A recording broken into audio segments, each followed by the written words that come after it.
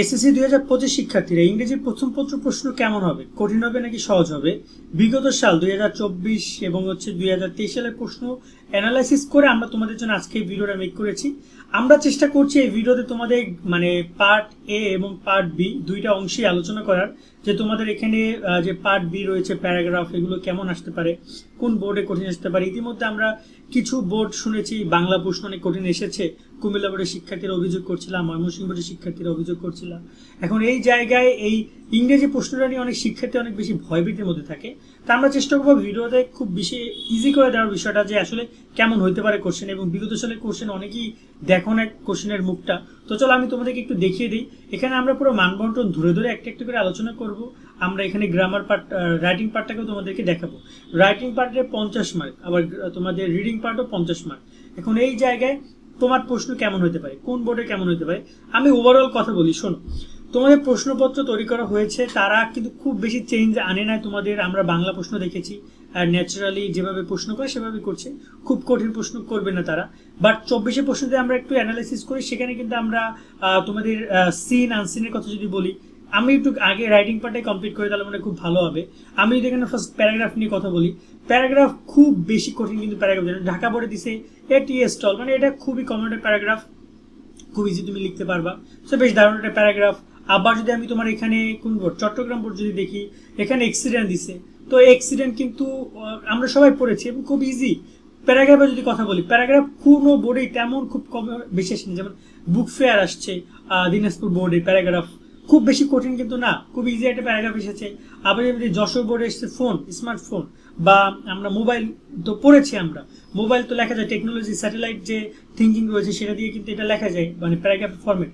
আবার যদি আমরা দেখি এখানে আর কোনটা বোর্ড, এই বোর্ডটার নাম কি, নামটা লেখা নেই, বাট এখানেও বুক ফেয়ার আসছে, মানে দুইটা বোর্ডে কিন্তু ওই বছর বুক ফেয়ার দিচ্ছে। আবার রাজশাহী বোর্ডে এখানে রেইনডে দিচ্ছে। তো মানে এই যে দেখতে পাচ্ছ, খুব খুব কঠিন কিছু দেয়নি তারা। বাট ওই যে প্রাইস হাইক, ডিফরেস্টেশন, এগুলো আবার সেকেন্ড পেপারে দিছে, সেকেন্ড পেপার দেখলে বুঝতে পারবো। সো খুব বেশি কঠিন না।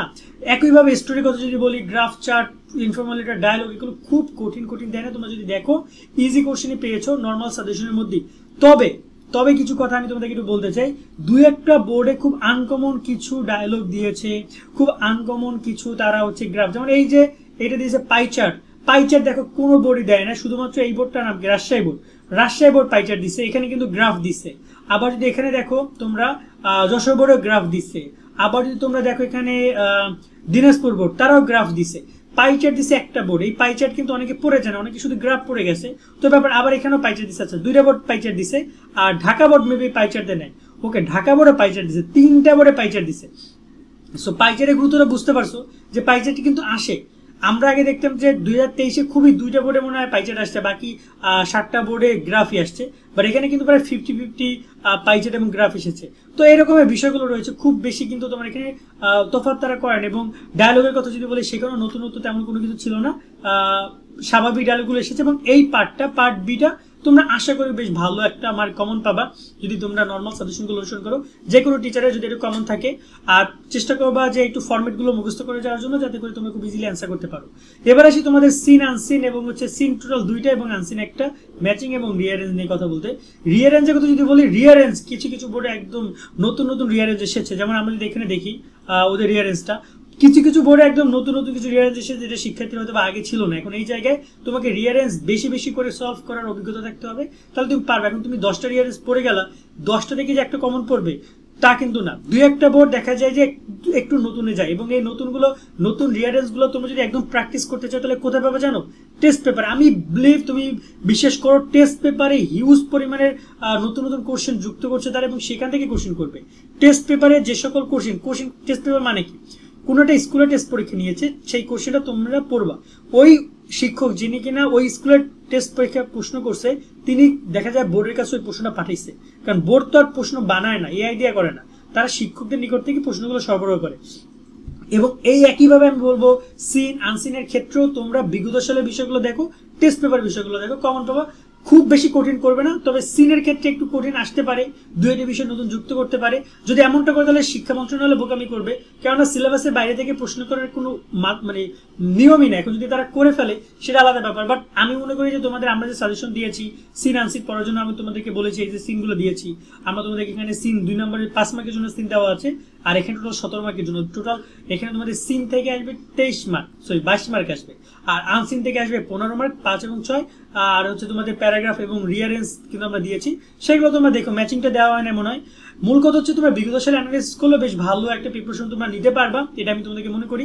এবং দেখবো যে হুবাহু কমন পড়েছে।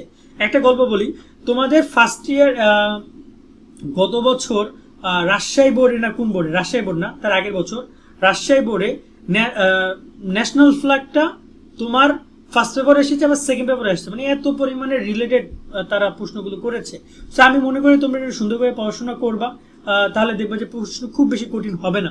এখন যদি তুমি পড়াশোনা করে না যাও তাহলে কিন্তু বাবা প্রশ্ন কঠিন হবে, এটা তো নর্মাল ব্যাপার, এটা তো যে কেউ বুঝেছে প্রশ্ন। কিন্তু যদি একদম অ্যাভারেজ পড়াশোনা করে যাও খুব কঠিন সম্মুখীন হবে না।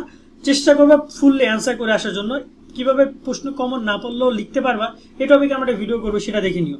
আজকের মতো আমরা ভিডিও এখানে শেষ করছি। সকলে অনেক ভালো থাকবা, আল্লাহ হাফেজ।